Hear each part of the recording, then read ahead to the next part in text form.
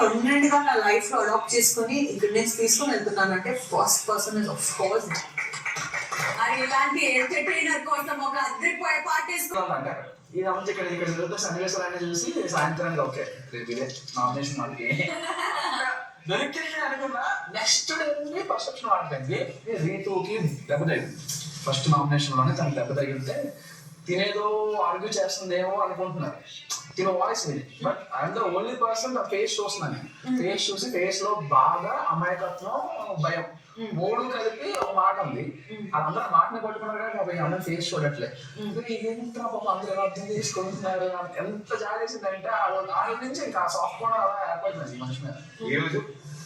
ఇంకా ఈ రోజు అంటే